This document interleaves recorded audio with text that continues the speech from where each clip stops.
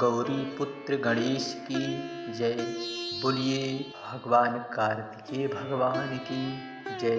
हर महादेव। आज की यह कथा आने वाली हरतालिका तीज, जिसे हमारे पूरे भारत में बड़े ही धूमधाम और प्रसन्नचित होकर माताएं इस व्रत का पूजन बड़ी ही श्रद्धा व विश्वास से करती हैं। यह हरतालिका तीज हम जानेंगे इस वीडियो में कि इसका मुहूर्त क्या है, क्या कथा है, इसकी क्या कथा है, इसकी हमारे जीवन में हमारी क्या मनोकामना हमारी पूर्ण होती है, हमें क्या क्या हमारी इच्छाएं पूर्ण होती हैं। तो इस पूरे वीडियो में सारी कथा का पूरी कथा संपूर्ण पूजन विधि से लेकर संपूर्ण कथा तक। हरतालिका तीज भाद्रपद महीने की तीज को ही हरतालिका तीज कहते हैं। इसमें भगवान शिव और माता पार्वती की पूजा अर्चना बड़े ही प्रसन्नचित भाव से की जाती है। इसमें इनकी पूजा से महिलाओं को अखंड सौभाग्य का वरदान प्राप्त होता है।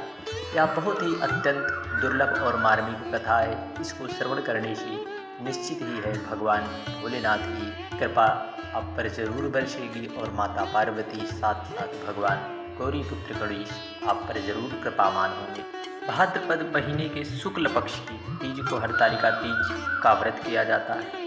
इसमें भगवान शिव और माता पार्वती की पूजा अर्चना बड़े ही श्रद्धा और विश्वास निर्मल चित्त से की जाती है। इनकी पूजा से महिलाओं को अखंड सौभाग्य की प्राप्ति का वरदान मिलता है। इस बार हरतालिका तीज का व्रत 18 सितंबर, बहुत से लोग आपको भ्रमित करेंगे, भ्रमित ना हो, 18 सितंबर को ही हरतालिका तीज का व्रत रखा जाएगा, क्योंकि यह सोमवार पड़ने के नाते इसमें बहुत ही दुर्लभ संयोग बन रहे हैं। आपको विधि विधान से इस पूजा को करना चाहिए, व्रत करना चाहिए। यह व्रत थोड़ा कठिन होता है। इस बार बहुत शुभ और दुर्लभ संयोग बन रहे हैं, महिलाओं के सौभाग्य में वृद्धि करेंगे। इन संयोगों में व्रत बहुत ही फलदायी होता है। तीज के दिन रवि योग, इंद्र योग के साथ पूजा होगी। यह साथ ही चित्रा और स्वाति नक्षत्र का भी निर्माण हो रहा है। इसका शुभ मुहूर्त क्या रहने वाला है? भाद्रपद माह के शुक्ल पक्ष की तृतीया 17 सितंबर को सुबह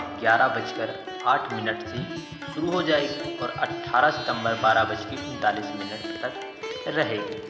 हरतालिका तीज में भगवान शिव की पूजा होती है, इसलिए यह पूजा प्रदोष काल में होती है। प्रदोष काल जब सूर्य अस्त होने के 45 मिनट पहले और 45 मिनट के बाद। इस दिन प्रदोष काल में पहला मुहूर्त 6:23 तक और शाम 6:47 तक चलेगा। शास्त्रों के अनुसार हरतालिका तीज की पूजा रात्रि के 4 पहर में करने का विधान है। आपको बता दें, यह व्रत बहुत ही कठिन है, क्योंकि इस व्रत में जिस दिन व्रत रखते हैं अगले दिन सूर्योदय पर ही यह व्रत खोला जाता है। पूरे 24 घंटे माताएं निर्जला व्रत रहती हैं। इस व्रत को रखा तीज में जाता है, लेकिन इसका पारण चतुर्थी तिथि के दिन फूल, पत्ते, बेलपत्र, शमी पत्र, धतूरे का फल एवं एक फूल, तुलसी मंजरी, जनेऊ वस्त्र, माता गौरी के लिए पूरा सुहाग की सामग्री, पूरा भी आप रख लें, घी, तेल, कपूर, कुमकुम, सिंदूर, अबीर, चंदन, नारियल, कलश, पंचामृत अवश्य रख लें भगवान शंकर के पूजा के लिए। आइए अब बहुत ही दुर्लभ कथा जो हरतालिका तीज के व्रत को या और ही शुभ बनाती है और सारे मनोरथ आपके सिद्ध होते हैं। यह एक ही बहुत ही दुर्लभ कथा है, जिसे श्रवण करने से माता पार्वती की निश्चित भगवान भोलेनाथ की कृपा आप पर जरूर बरसेगी। श्री भोले शंकर बोले, हे गौरी, पर्वतराज हिमालय पर स्थित गंगा के तट पर तुमने अपनी बाल्यावस्था में 12 वर्ष तक अधोमुखी होकर घोर तप किया था। इसकी अवधि तुमने ना खाकर पेड़ की सूखे पत्ते चबाकर व्यतीत की। माघ की विकराला शीतलता में तुमने निरंतर जल में प्रवेश करके तप किया है। वैशाख की जला देने वाली गर्मी में तुमने पंचाग्नि से शरीर को तपाया है। श्रावण की मूसलाधार वर्षा में खुले आसमान के नीचे अन्य जल ग्रहण किए बिना ही समय व्यतीत। तुम्हारे पिता तुम्हारी कष्ट साध्य तपस्या को देखकर बहुत दुखी होते थे। उन्हें बड़ा ही क्लेश होता था। तब एक दिन तुम्हारी तपस्या तथा पिता के क्लेश को देखकर देवर्षि नारद तुम्हारे घर पधारे। तुम्हारे पिता ने हृदय से देवर्षि नारद का आतिथ्य सत्कार कर उनके आने का प्रयोजन पूछा, क्योंकि आपको पता ही हो अब देवर्षि नारद बिना प्रयोजन और कारण के वे कहीं भी नहीं जाते। कोई निश्चित ही उद्देश्य होता है। जगत के कल्याण की ऐसी कामना के लिए ही नारद जी किसी के पास जाते हैं। जब कोई कार्य जगत के लाभ के लिए होता है तभी वे किसी के पास जाते हैं। तब वो इन्होंने जाकर प्रयोजन पूछा। नारद जी ने कहा, गिरिराज, मैं भगवान विष्णु के भेजने पर यहाँ उपस्थित हुआ हूँ। आपकी कन्या ने बड़ा कठोर तप किया है, इससे प्रसन्न हो वे अपनी आपकी सुपुत्री से विवाह करना चाहते हैं। इस संदर्भ में आपकी मैं राय जानता हूँ। नारद जी बात सुनकर गिरिराज जी तो गदगद उठे। कौन विवाह नहीं करेगा? 3 लोक 14 भुवन के अखंड ब्रह्मांड नायक भगवान विष्णु से हरि कौन ऐसा बिरला होगा जो इस तरह के विवाह के प्रस्ताव को ठुकरा देगा। इनके तो जैसे सारे क्लेश ही दूर हो गए। मन में एक आनंद की हिलोर दौड़ने लगी और उनका प्रसन्न चित्त मन होकर वे बोली, श्रीमान, यदि स्वयं विष्णु मेरी कन्या का वरण करना चाहते हैं तो भला मुझसे क्या आपत्ति होगी? वे तो साक्षात परम ब्रह्म हैं। हे महर्षि, यह तो हर पिता की इच्छा होती है उसकी पुत्री सुख संपदा से युक्त घर की लक्ष्मी बने। पिता की सार्थकता इसी में है कि पति के घर जाकर अपनी पुत्री पिता के घर में से अधिक सुखी रहे। पिता की स्वीकृति पाकर नारद जी विष्णु जी के पास गए और तुम्हारे विवाह के निश्चित होने का समाचार सुनाया। मगर इस विवाह संबंध की बात जब तुम्हारे कानों में पड़ी तो तुम्हारे दुख का ठिकाना ही ना रहा। यह बात जब माता पार्वती के कानों तक पहुंच गई तो मानो ऐसे सूल के समान चुभने लगी, अर्थात उनके दुख का ठिकाना वर्णन नहीं किया जा सकता। तुम्हारी एक सखी ने तुम्हारी इस मानसिक दशा को देख लिया, समझ लिया और तुमसे उस विक्षिप्त का कारण पूछा। तब तुमने बताया, मैंने सच्चे हृदय से भगवान शंकर त्रिशूलधारी त्रिलोकीनाथ महादेव का वर्ण किया है। तो मेरे पिता ने मेरा विवाह विष्णु जी से निश्चित कर रहे हैं। मैं विचित्र धर्म संकट में हूँ। अब मैं क्या करूँ? ऐसा लग रहा है कि प्राण छोड़ देने के अतिरिक्त हमारे पास कोई मार्ग हमें शेष नहीं बचा है। हमारी सखी बड़ी ही समझदार और सूझबूझ वाली थी। कहा, सखी, प्राण त्यागने का इसमें कारण ही क्या है? संकट के मौके पर धैर्य से काम लेना चाहिए। हमें अपने जीवन में माता पार्वती के कुछ नियमों को सीखना चाहिए कि संकट के समय उनकी सखी ने एक गुरु का रूप धारण किया, मित्र का स्वरूप निभाया। और मित्र के क्या कर्तव्य होते हैं अपने सखियों के प्रति, अपने मित्रों के प्रति, वही सहेली ने माता पार्वती को संकट के समय धैर्य सबसे बड़ा मित्र होता है, इसकी प्रेरणा देते हुए कहा, धैर्य से हमें काम लेना चाहिए। नारी की जीवन की सार्थकता इसी में है कि पति रूप में हृदय से जिसे एक बार स्वीकार कर लिए, जीवन पर्यंत उसी से निर्वाह कर। सच्ची आस्था और एक निष्ठा के समक्ष तो ईश्वर को ही समर्पण करना पड़ता है। मैं तुम्हें घनघोर जंगल में ले चलती हूँ, जो साधना स्थली भी है, और वहाँ तुम्हारे पिता तुम्हें खोज भी नहीं पाएंगे। वहाँ रहकर तुम साधना में लीन हो जाना। मुझे विश्वास है ईश्वर अवश्य तुम्हारी सहायता करेंगे। तुमने ऐसा ही किया। तुम्हारे पिता तुम्हें घर पर ना पाकर बड़े दुखी और चिंतित हुए। वे सोचने लगे, तुम जाने कहाँ चली गई। मैं विष्णु जी से उनके विवाह करने का प्रण भी कर चुका हूँ।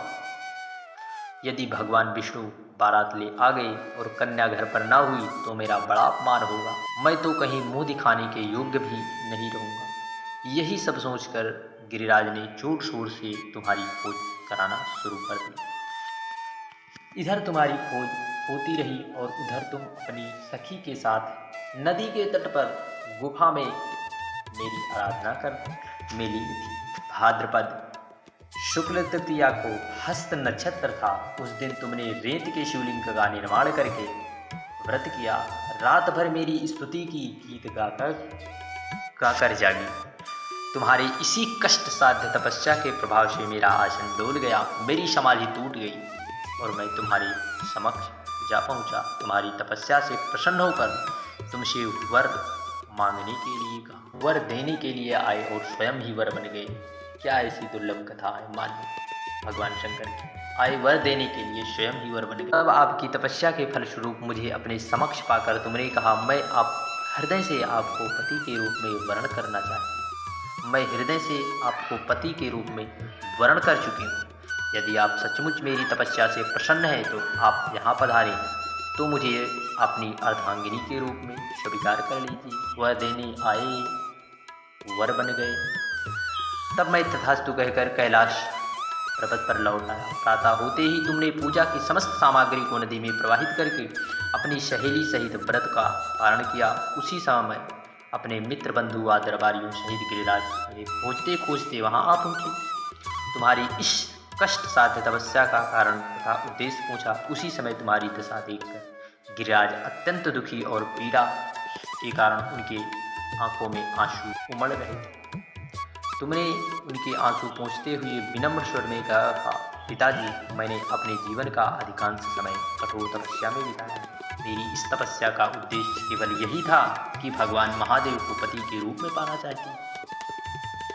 आज मैं अपनी तपस्या की कसौटी पर खरी उतर चुकी हूँ, क्योंकि आप विष्णु जी से मेरा विवाह करने का निर्णय ले चुके। इसलिए मैं अपने आराध्य को खोजकर घर छोड़कर चली आई।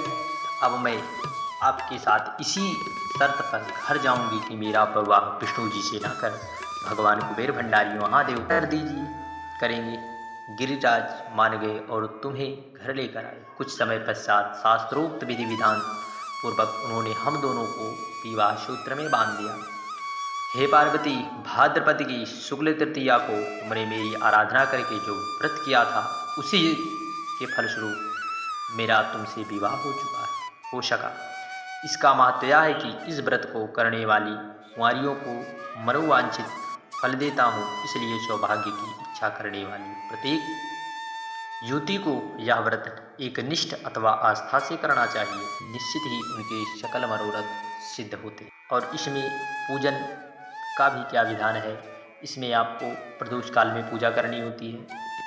भगवान गणेश और माँ भगवान शिव पार्थिव शिवलिंग का निर्माण और काली अथवा रेत की मिट्टी से बनाया जाता है। गणेश जी, माता पार्वती, भगवान भोलेनाथ, फुलेरा बनाकर उसे सजाया जाता है। उसके भीतर रंगोली भरकर अथवा उसे पटा अथवा चौकी पर बनाया जाता है। तीनों प्रतिमाओं को केले के पत्ते पर आशीत कर दिया जाता है।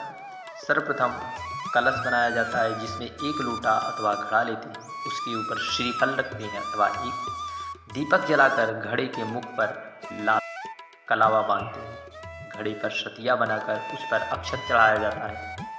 कलश का पूजन किया जाता है। सबसे पहले जल चढ़ाते हैं, फिर कलावा बांधते हैं, कुमकुम हल्दी चावल चढ़ाते हैं, फिर पुष्प चढ़ाते हैं। कलश के बाद गणेश जी की पूजा की जाती है। उसके बाद भगवान भोलेनाथ की पूजा करके, उसके बाद माता गौरी मैया की पूजा करके उन्हें संपूर्ण श्रृंगार चढ़ाया जाता है। इसके बाद हरताल की कथा पढ़ी जाती है। फिर सभी मिलकर आरती की जाती है, जिसमें सर्वप्रथम गणेश जी की आरती, फिर शिव जी की, फिर माता गौरा की आरती करके भगवान की परिक्रमा करते हैं।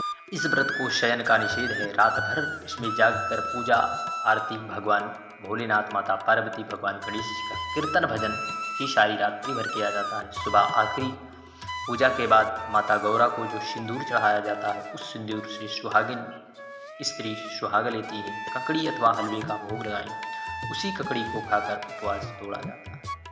अतः सभी सामग्री को एकत्र कर पवित्र नदी एवं कुंड में विसर्जित किया जाता है। अगले दिन व्रत करने के पश्चात श्रद्धा एवं भक्ति पूर्वक किसी सुपात्र सुहागिन महिला को श्रृंगार सामग्री, वस्त्र, खाद्य सामग्री, फल मिष्ठान एवं शक्ति आभूषण तथा शक्ति आभूषण दान करने का विशेष विधान है। हमने सारी व्रत की विधि और भगवान शंकर और माता पार्वती की अत्यंत मार्मिक और दुर्लभ कथा सुनाई, जिस कथा को सुनकर व्यक्ति के जीवन में सारे दुखों का अंत होता है, नाश होता है, और वे महिलाएं जो इस व्रत को धारण करती हैं उसके सौभाग्य की जीवन की परम मंगल में कामना के लिए इस व्रत को अखंड सौभाग्य के लिए किया जाता है और भगवान गणेश और माता गौरा का पूजा बड़ी विधि विधान से किया जाता है। हर हर महादेव, हर हर महादेव। बोलिए गौरी पुत्र गणेश की जय। हर हर महादेव। श्री शिवाय नमस्ते।